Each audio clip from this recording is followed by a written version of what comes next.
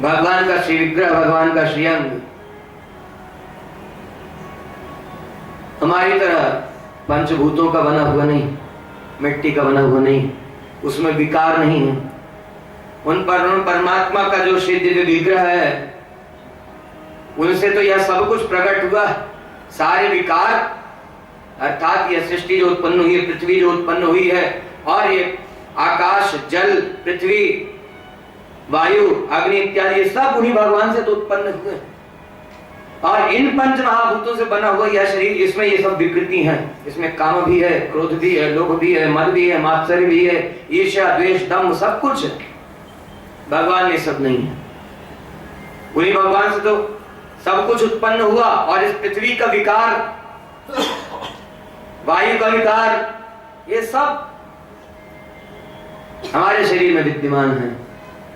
तो इस शरीर की विकृतियां, भगवान का श्री विग्रह, भगवान का श्री अंग विकार शून्य है, उसमें कोई विकार नहीं।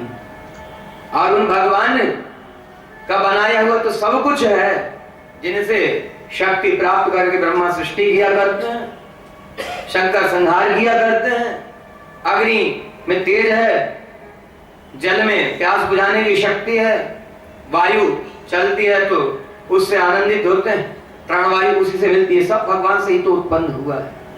भगवान में कौन सा विकार है? नहीं। इसलिए शंका निकालनी चाहिए मन से।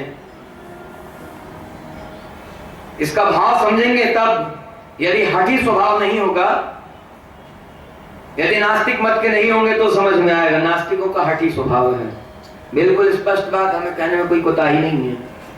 बुरा लगे तो और लगता रहे। जो हठी हैं, जो मूर्ख हैं, जो मूढ़ हैं, वो लोग इस तरह की बात किया करते हैं। पढ़ करके तो देखो, अध्ययन करके तो देखो, समझने का प्रयास तो करो, सब समझ में आएगा। कात्यायनी का व्रत कर रही हैं, कोई दुर्भाव नहीं है इसमें। वो तो स्नान करती हैं, वस्त्र उतार करके रख देती हैं, अंधकार के समय में जब सूर्य उदय हुआ भी नहीं, सूर्य की एक किरण भी स्फुटित नहीं हुई है, उस समय स्नान करती हैं। लेकिन भगवान जानते हैं क्यों व्रत कर रही है। ये स्नान इतनी सुबह उठ करके माघ मास में, ऐसे ठंडी के समय में, आपके यहाँ ठंडी नहीं है, हमारे बहुत ठंडी पड़ती है। वृंदावन में भी जाएंगे तो बहुत ठंडी है अभी, है ना। माघ मास में यमुना जी में उतर करके स्नान किया करती है। क्यों? कात्यायनी का व्रत कर रही है, व्रत का अंग है ये, जल्दी स्नान करना। व्रत करने का नियम बताया था ना। आजकल बिना स्नान के व्रत कर लेते हैं नहीं है कई लोग ऐसे। अच्छा चलिए ठीक है, स्नान कर लिया, उसके बाद जो कुछ निषेध है वो सब करते हैं व्रत के लिए। ये भगवान को सदा के लिए प्राप्त करना चाहती हैं, कात्यायनी का व्रत कर रही हैं। जल्दी स्नान करना है, स्नान करके कात्यायनी का पूजन करेंगी, कात्यायनी को प्रसन्न करके वरदान मांगेंगी क्या कि भगवान पति रूप में प्राप्त हो, सदा सदा के लिए मिल जाए, फिर कभी छूटे ना, नित्य संबंध मिल जाए। भगवान पधारे, वस्त्रों को उठाया, अपने कंधे पर रख करके कदम के वृक्ष पर चढ़ गए। और ये नदी से बाहर निकलना चाहती हैं, देखा वस्त्र है ही नहीं, इधर उधर देखने लगी, बड़ी व्याकुल हुई। और कृष्ण कन्हैया ऊपर कदम के वृक्ष पर बैठे हुए थे। एक की दृष्टि पड़ गई, सब कहा देखो कृष्ण कन्हैया हमारे वस्त्र लेकर के वृक्ष के ऊपर बैठे हुए। सुखदेव जी कह रहे हैं परीक्षित, ये वस्त्र ले लेना, ये कोई सांसारिक इस लोक की कोई क्षुद्र क्रिया नहीं।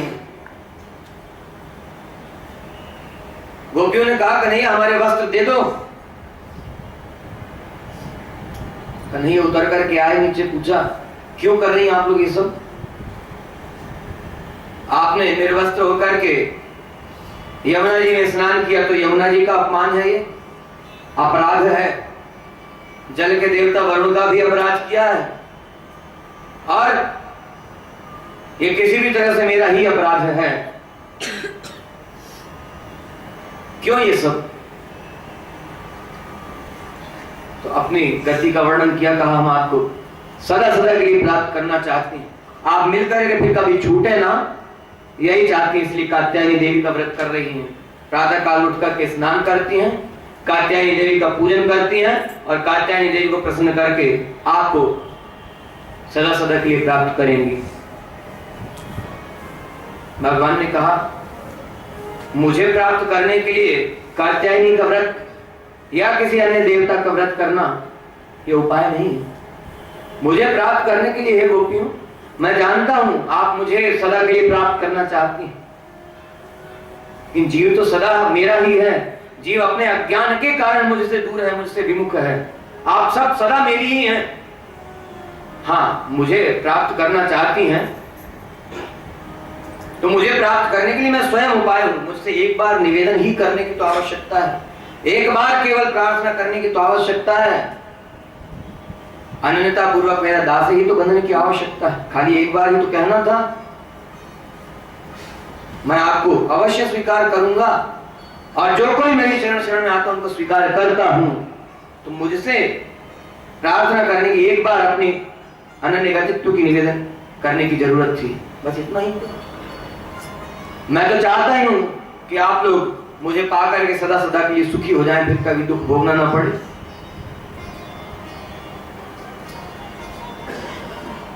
वही बात है,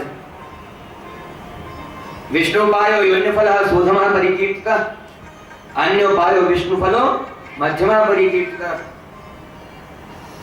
भगवान को उपाय रूप में वर्णन किया है और चाहता और कुछ है, सांसारिक भोग, ऐसा अधिकारी धर्म अधिकारी। अन्योपायो विष्णुफलो, उपाय कुछ और है, फल भगवान है। देवी कात्यायनी का व्रत कर रही हैं, उपाय है और फल भगवान है। वह मध्यम अधिकारी, भगवान को चाहती तो है लेकिन उपाय और कुछ। क्या कहा? माधवांग्री द्वयोपायो माधवांग्री प्रयोजना। भगवान के युगल चरणारविंद ही उपाय हैं और भगवान के युगल चरणारविंद ही उपेय हैं, अर्थात फल हैं। उपेय कहते हैं जिस वस्तु को प्राप्त करना चाहते हैं वो उपेय है, और उपाय उस वस्तु को प्राप्त करने का जो साधन है वह उपाय है। तो उपाय भी भगवान ही है और उपेय भी भगवान ही। भगवान ने कहा यही मेरा स्वरूप है, जो मुझे प्राप्त करना चाहता है मैं उसको स्वयं कृपा करके अपने को प्राप्त करा देता हूं। योगक्षेमं वहाम्यहम्, योग अर्थात भगवान का और जीव का मिल जाना। क्षेम मतलब ये मिल जाने के बाद फिर छूटना न हो, अर्थात रक्षण, ये भगवान का ही काम है। तो जो अनंता पूर्वक भगवान की सेवा करेगा, भगवान का दास बनेगा, वो भगवान को प्राप्त करेगा। कहा बाहर निकलिए और अपने इस अपराध का प्रायश्चित कीजिए। क्या करना है? हाथ जोड़ करके मस्तक पर रखिए। गोपियां बाहर निकलने लगी। भगवान ने कहा ऐसे नहीं। कहा वस्त्र दे दीजिए हमारे। अपने अंगों को छुपा रही थी। भगवान ने कहा वस्त्र चाहिए हैं, ये तो ठीक है, लेकिन अपराध क्षमा कैसे होता है? आपने कहा सदा के लिए मुझे चाहती, तो दास होना चाहिए। दास का स्वरूप है हाथ जोड़ करके नतमस्तक होना चाहिए। और निवेदन प्रार्थना भी की जाती है, तो प्रार्थना करने का स्वरूप क्या है? बोलिए। हाथ जोड़ करके प्रार्थना करते हैं, मांगते हैं, याचना करते हैं। हाथ जोड़ करके अपने सर पर रखिए और सिर झुका करके प्रणाम कीजिए, साष्टांग प्रणाम कीजिए। महात्माओं ने क्या भाव व्यक्त किया है इसका? जीव अपने कर्मों को भगवान से छुपाना चाहता है, सोचता है भगवान देख नहीं रहे और सारे पाप कर्म करता है। ऐसा ही है ना? और भगवान का दास भी हुआ, भगवान के चरण शरण भी हुआ, तो साष्टांग प्रणाम कर लिया, मुख से बोल दिया कि आपका दास हूं, आपके चरण शरण हो रहा हूं। मन में कुछ और रखे हुए, मन में किसी और को रखे हुए मन में किसी और को बिठाए हुए मन से किसी और की सेवा कर रहा है। समझ रहे हैं? समझ में आ रहा है? कर्म से वचन से तो ठीक है, भगवान के लिए कह दिया आपकी शरण हो रहा हूं, मन कहीं और है तो क्या भगवान ये जानते नहीं? भगवान तो अंतर्यामी स्वरूप से सबके अंदर विराज रहे हैं, सब जानते हैं। भगवान से क्या छुपा है? ये छुपाना क्या है? क्या छुपा सकेंगे भगवान से? यदि छुपा करके भगवान की शरण हो रहा है, छुपा करके भगवान से अपने अनन्य गतित्व का निवेदन कर रहा है, तो वो सही में दास नहीं है, वो वास्तविक दास नहीं है, वास्तव में दास का स्वरूप नहीं है। भगवान से कुछ नहीं छुपाना, कुछ छुपा सकते हैं। इसलिए भगवान से जो भी चाहते हो स्पष्ट होना चाहिए। इसलिए महात्माओं ने कहा सांसारिक भी मांगते हो तो मांगो भगवान से, इस लोग कुछ चाहते हो तो वो भी भगवान से मांगो, अन्य 33 कोटि देवी देवताओं से नहीं। मन से चाहता कुछ और है, भगवान से कहता मैं कुछ नहीं चाहता हूं, मन में रखा हुआ है कि धन मिल जाए, वैभव मिल जाए, ऐश्वर्य मिल जाए, ये मिल जाए, वो मिल जाए। छुपाने की आवश्यकता नहीं। यदि ऐसा स्वरूप है तो ये गलत। सही स्वरूप में भगवान से प्रार्थना निवेदन किया जाए। भगवान ने कहा हाथ जोड़ करके सर के ऊपर रखिए और फिर प्रणाम कीजिए, तब प्रायश्चित होगा, अर्थात क्षमा कर दिया जाएगा। गोपियों ने वही किया, हाथ जोड़ करके सर के ऊपर रखा, भगवान के चरणों में साष्टांग प्रणाम कर लिया। भगवान ने वस्त्र दे दिए, कहा शरद ऋतु की पूर्णिमा की रात्रि में आपके साथ रास रचाऊंगा। यह रास का प्रसंग जो है भगवान के और जीव के मिलन का प्रसंग है। जीव भगवान को प्राप्त कर लेता है, सदा सदा के लिए सुखी हो जाता है। भगवान गोपियों के साथ रास रचाया, ये जीव का और भगवान का, गोपियों के और भगवान के मिलने का प्रसंग है। अब गोपियां सब आ गई, भगवान ने वह सब बंद करवाया, ब्रह्मा की भजन बंद करवाया, इंद्र का भजन पूजन बंद करवाया, यज्ञ यागादि बंद करवाया। ये गोपियां भगवान को प्राप्त करने के लिए, उनका फल और कुछ था, उपाय भी कुछ और था। तो वहां फल भी ठीक करवाया, उपाय भी ठीक करवाया, और यहाँ फल तो ठीक था लेकिन उपाय गलत था। भगवान ने यहाँ उपाय भी ठीक करवा दिया। मुझे चाहते हो तो मुझे भजो।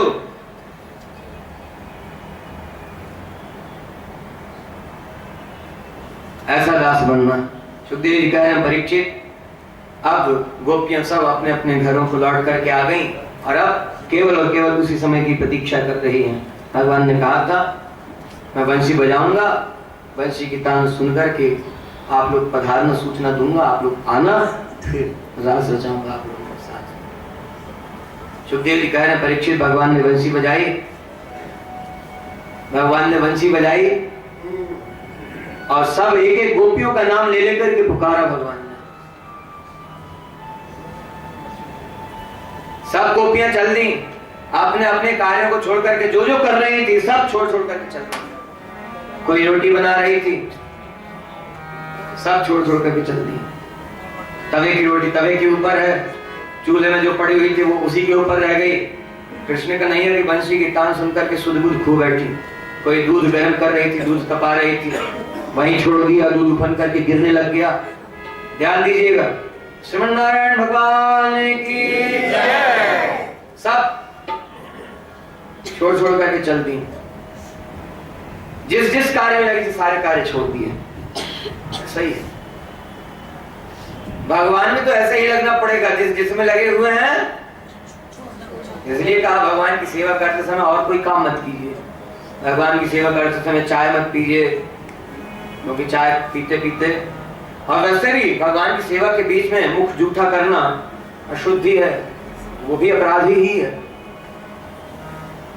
और आप लोग क्या करते हैं? हम नहीं करते, हम तो चाय पीते भी नहीं है। और कभी जल भी पिया तो जल पी करके हाथ धोते जरूर, क्यों? हाथ अशुद्ध होता है। और आप लोग चाय पीते हैं, कप रख दिया, मुंह में हाथ लगा तो जूठा ही होगा, अशुद्ध ही होगा। बर्तन चाहे कांच का हो, चाहे प्लास्टिक का हो, चाहे चीनी मिट्टी का हो, चाहे स्टील का हो, किसी भी धातु का हो, जूठा तो होगा। कांच का बर्तन कभी शुद्ध नहीं होता, ये तो मालूम है। प्लास्टिक भी कभी शुद्ध नहीं होता, ये भी दिमाग में बिठा लेना। एक बार अशुद्ध हुआ, और एक बार के प्लास्टिक है ही अशुद्ध। अशुद्ध हुआ तो प्लास्टिक फिर शुद्ध होता नहीं। चीनी मिट्टी का भी ऐसा ही है। हाँ, धातु का जरूर उसको मांज करके धो करके स्वच्छ हो सकता है, शुद्ध हो सकता है, लेकिन वो भी ऐसा नहीं केवल जल से। हाँ ठीक है, अब शुद्ध करने के मांजने के जो भी साधन उपलब्ध हो, लेकिन मांजना जरूर चाहिए, तब शुद्ध कहलाएगा। इसलिए भगवान की सेवा के बीच में कोई और कार्य बिल्कुल मत कीजिए, ऐसा ही होना चाहिए। सब कुछ छोड़ करके चल दी, पहुंची वृंदावन में, साज श्रृंगार करने लगी, जल्दी जल्दी वस्त्र धारण किए, दूसरे वस्त्र पहने, आभूषण धारण करने। क्यों? परम प्रियतम भगवान श्री कृष्ण के पास जा रहे हैं। भगवान की प्रसन्नता के लिए ये आभूषण श्रृंगार, ये वस्त्र, ये सब भगवान की प्रसन्नता के लिए आभूषण धारण कर रही हैं। जल्दी में है। क्यों? कृष्ण कन्हैया ने बंसी बजाई, सब में होड़ लगी, सबसे पहले कौन पहुंचता है? कान की बाली उंगली में पहन ली, नाक की नथ कान में पहन ली, दूसरे कान का मिला ही नहीं, वैसे ही चल दी। किसी ने पायल को लेकर के गले में बांधने की कोशिश की, नहीं बता, समझ में आ ही नहीं रहा क्या है। जो हाथ लगा बस कृष्ण कन्हैया का ध्यान, और आभूषण पहन रही हैं।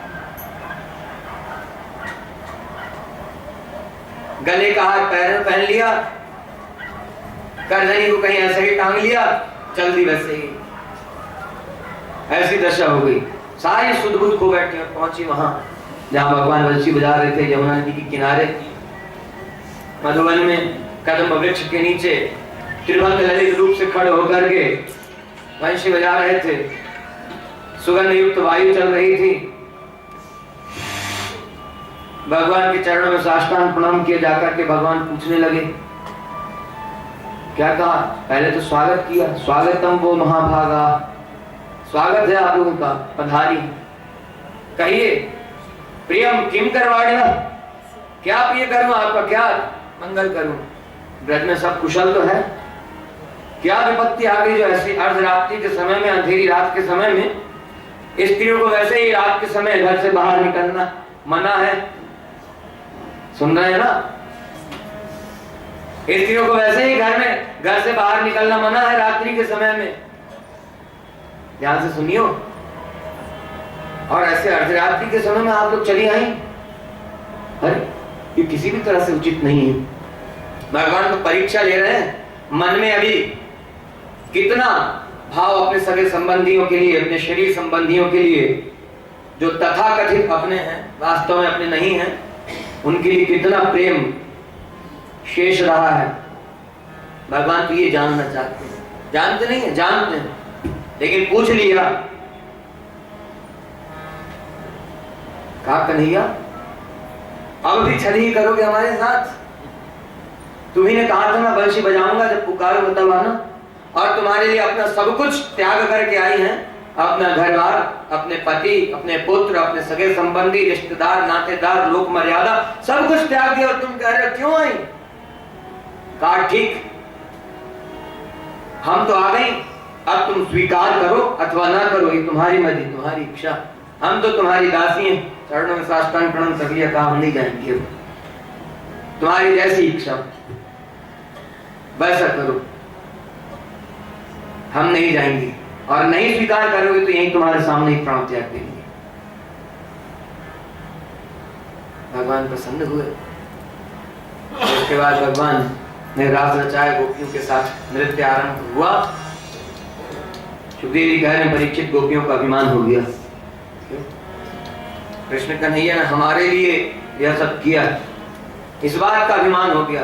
किसी को अपने रूप का अभिमान हो गया, किसी को अपने गुणों का अभिमान हो गया कि कृष्ण कन्हैया हमारे गुणों पर रीझे हैं, किसी को अभिमान हो गया हमारे रूप पर रीझे हैं। अभिमान हो गया तो भगवान एक गोपी को लेकर के वहां से चले गए। सुखदेव जी कह रहे हैं परीक्षित ये गोपी कौन है? गर्ग संहिता में वर्णन मिलता है, ये राधिका जी। उनको लेकर के आ गए, वन में और अंदर प्रवेश किया भगवान ने, और वहां सुंदर श्रृंगार किया राधिका जी का। और उसके बाद भगवान ने कहा चलिए अब चलते हैं। तो राधिका जी भी मानकर बैठी। क्यों?